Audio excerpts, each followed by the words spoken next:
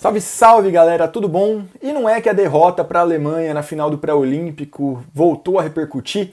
Isso porque o técnico Petrovic fez uma declaração no Twitter bem pesada, bem infeliz, que basicamente ele falou que se ele tivesse com Gui Santos, Didi e Raulzinho nessa seleção, o Brasil teria vencido a Alemanha e estaria com a vaga em Tóquio. É sobre isso que a gente vai falar hoje, então já deixa a curtida nesse vídeo. Convido você a se inscrever no canal se ainda não for inscrito, tá? Semana passada batemos os 1000 inscritos aqui na Locomotiva, muito obrigado a todo mundo que ajudou.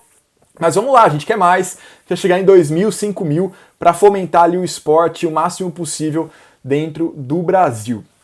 Bom, antes do pré-olímpico começar, ele já tinha dado declarações ali que ele não tinha gostado desses pedidos de dispensa, que inclusive eu falei de todos os pedidos também aqui na Locomotiva, vou deixar os cards aqui em cima para vocês conferirem, e tudo bem ficar chateado, tá na dele, tá? Ele é o técnico da seleção brasileira, ou era, a gente vai falar disso também. Ele precisa ali do melhor material humano possível à sua disposição para que ele consiga fazer um bom trabalho. A partir do momento em que os jogadores pedem para não ir à seleção, esse trabalho teoricamente fica um pouco mais limitado. Beleza, imprensa, torcida, todo mundo ficou chateado com esses pedidos de dispensa, que também vamos comentar um pouquinho mais nos próximos minutos.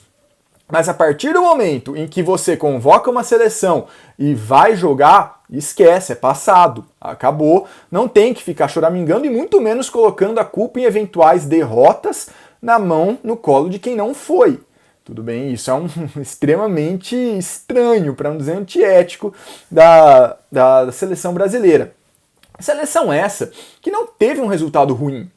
É frustrante, é chato, as partidas iniciais deixaram o Brasil com uma expectativa enorme de conseguir essa vaga para Tóquio, mas o resultado brasileiro não foi nada diferente do que aconteceu nesse século. É um século de resultados ruins do Brasil, tá? É um século em que a gente conseguiu disputar apenas 2 vezes a Olimpíada, e em uma delas a gente era sede. Tá? Então a gente não teve nem mérito esportivo. A única que o Brasil realmente conseguiu se classificar foi de 2012, em Londres. Tá? Fora isso, é vida que segue. Tá? O Brasil fez um bom pré-olímpico e perdeu para a Alemanha num jogo justo, num jogo duro em que eles jogaram melhor, o Brasil não encontrou um plano B, e é isso, bola para frente. Tá? A seleção brasileira de basquete, ela vem tendo também esses resultados ruins por conta de uma série de problemas estruturais da modalidade aqui. Problemas administrativos, né, com má gestão, descontrole nos gastos, possível até corrupção, já tem denúncias em algumas federações, confederação também. É um problema que atinge todas as esferas da base ao adulto, tá? É algo completamente estrutural, não é culpa de quem foi e de quem não foi. Faltou um pouco dessa questão. E ficar fora da Olimpíada, por si só, não é um problema algo tão grave assim para o Brasil, a partir do momento em que são só 12 seleções, tá? A América tem 2 vagas, uma obviamente é dos Estados Unidos e a outra você tem que brigar ali com a Argentina, hoje em dia Canadá, certo? Então, a ida ao pré-olímpico não é problema, tá? Agora, e a derrota para a Alemanha também não. Mas faltou ali muito tato para o Petrovic, faltou muita consideração, foi um tweet péssimo, uma declaração horrorosa. Porque, primeiro, a seleção brasileira, como eu disse, ela é a ponta final de uma série de problemas de uma modalidade completamente esburacada em termos de estrutura. Tá? Você colocar essa eliminação, essa desclassificação no colo de 3 jogadores, sendo que 2 deles têm 20 anos, que estão buscando seu lugar ao sol, que estão treinando lá nos Estados Unidos, porque não tem contrato garantido ano que vem para a NBA, ou no caso do Gui Santos, que está tentando ali ser chamado no próximo draft, numa situação em que vai dar para eles prestígio, evolução técnica e, se eles conseguirem os contratos, né, a estabilidade financeira durante bons anos, que dirá para a vida inteira, dependendo do quanto tempo que eles conseguirem ficar lá, é demais, né? É demais. E além disso, implicitamente, ele também deixa entender, com uma declaração dessa, que quem foi para a Croácia não tinha qualidade para conseguir a classificação. O que também é tenebroso na gestão do grupo, né? Porque Atletas em que ele teoricamente confiou, que ele treinou, não conseguiram resultado e a culpa é deles, a culpa não é geral, a culpa não é de todo mundo, ele basicamente se eximiu do resultado ruim da seleção brasileira. Tá? No final das contas, esse tweet faz isso. E é horroroso pensando em uma possível continuidade do Petrovic. No momento que eu gravo esse vídeo, ainda não está definido se ele vai renovar por mais um ciclo na seleção brasileira, tá? Ou se ele vai sair. Muita gente da imprensa já dá como certa a contratação dele por um time italiano, tá? Então se ele ficar, ele vai ter que dividir atenções em clube e seleção, até aí tudo bem, né? Nem é o tema desse vídeo, mas se ele ficar, ele já manchou ali, ele deu uma declaração que ele vai ter que se virar nos 30 para passar por cima, vai ter que ligar individualmente para um monte de atleta que ficou ali com o pé atrás nessa declaração e se explicar. E se ele sair, é um péssimo último ato. Um péssimo último ato de um ciclo que tivemos pontos muito legais, como por exemplo a vitória sobre a Croácia, a vitória sobre a Grécia em 2019, mas que não foi nada além do que foi feito nesse século, tá? Que é ficar fora de uma Olimpíada e na metade de baixo da classificação de um Mundial, que é esse o lugar do Brasil nesse século, quando a gente pensa em elite do basquete, em termos de seleção. Essa declaração também é completamente contraditória com algo que ele mesmo disse após a vitória contra a Croácia. Tá? Ele mesmo falou que o Brasil, que aquela partida do Brasil contra a Croácia foi a melhor atuação da seleção brasileira desde que ele chegou em 2017. O que mudou no intervalo de 2 jogos para sair da melhor seleção em 5 anos para uma seleção que precisa desesperadamente de 5 nomes? Tá? Não dá para entender. E além disso, dá pra gente questionar também o próprio tweet em si, as próprias razões que ele deu para como esses atletas seriam importantes na seleção brasileira. Num primeiro momento, ele fala que o Didi seria ali um pontuador a mais, alguém para chutar junto com o Benite. Mas peraí, essa nunca foi a característica do Didi. Nunca, nem no Franca, nem no Sydney, também não foi nos poucos jogos que ele fez lá no Pelicans. Tá? Ele é um cara extremamente competente na defesa, que se coloca muito bem em situações de chute lá na frente, mas que o aproveitamento dele não é bom. Não é bom.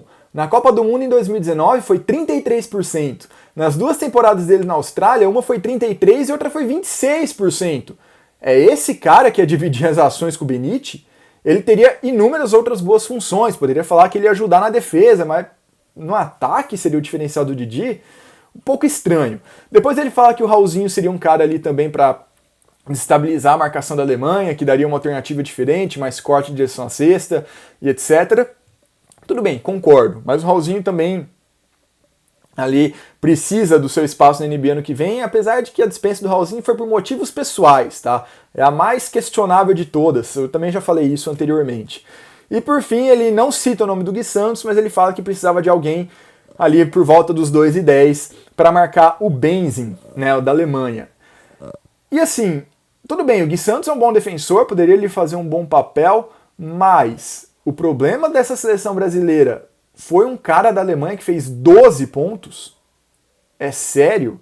Tudo bem, ele é um cara que, se você até for pegar de onde saíram esses pontos, né, foram 5 de lances livres, né, que ele deu muito trabalho para a defesa e sofreu faltas por causa disso. As cestas que ele acertou foram uma em cada canto. Então é um cara que se movimenta, é um cara alto, é um cara que dá trabalho. Mas é sério? Mesmo que o problema da seleção brasileira foi um cara que fez 12 pontos e mais nada no jogo? Tá? E, mesmo que fosse, ele dispensou o Léo Demétrio, que tem 2,9 e atua na 3, marcando aqui no Brasil também, sabe? Então foi um pouco contraditório com as próprias declarações e atos do próprio Petrovic até então. E não que ele estivesse errado, tá? Não é isso. Não tô colocando em dúvida o que ele fez, até porque eu falei nos outros vídeos, eu concordo com boa parte do que o Petrovic fez e apresentou. Mas de repente ele vem com essa declaração, ele demorou uma semana para pensar sobre o pré-olímpico, que inclusive ele começa o tweet assim, e a declaração, a conclusão que ele chegou foi essa. Não dá para entender muito bem, é extremamente contraproducente com quem não foi, com quem foi, tá? Com quem tá vendo de fora. Não foi legal, o Petrovic deu uma declaração ali que pode dar uma manchada nessa imagem que ficou dele na seleção brasileira, que foi um trabalho interessante, apesar dos resultados não terem sido muito diferentes dos outros anos, ele conseguiu ali trazer um novo fôlego para a seleção brasileira, convocou atletas novos, tinha ideias interessantes, conseguiu alguns resultados até inesperados, que só serviram para aumentar a expectativa para derrotas em sequência, mas no geral foi um bom trabalho. Eu gostaria até de ver o Petrovic ficar na seleção brasileira, mas agora talvez a situação fique ali deveras complicada. Beleza? Eu tô aproveitando esse feriado aqui para gravar alguns vídeos, né? É feriado estadual no estado de São Paulo. Ia sair um DLDB hoje, que já tá pronto, mas com isso, né? Acabou adiando, vai ficar para os próximos dias. Espero que tenham gostado. Comentem aqui embaixo também o que vocês acharam. Ah, e mais uma última coisa também. E aí, que eu já tinha falado na época das dispensas dos atletas. E aí, sem querer desmerecer Gui Santos e Didi, mas eles ainda estão chegando na seleção brasileira. O que a seleção brasileira tem de melhor foi levado para a Croácia. Tá? Eles ainda são atletas substituíveis que ainda não têm seu papel consolidado no Brasil. Então, mesmo que eles estivessem em quadra, provavelmente o resultado seria o mesmo. Tá? E aí vai da evolução natural deles, eles assumirem esse papel e melhorar a seleção brasileira. Acredito sim que eles têm capacidade para isso. Mas além de tudo, ele também colocou o peso em atletas ali de 18, 20 anos. Beleza? Então não faz muito sentido isso. Era só esse último ponto que eu tinha até escrito aqui e esqueci de falar. Aguardo vocês no próximo vídeo. Se inscrevam na Locomotiva. Muito obrigado, até a próxima e falou!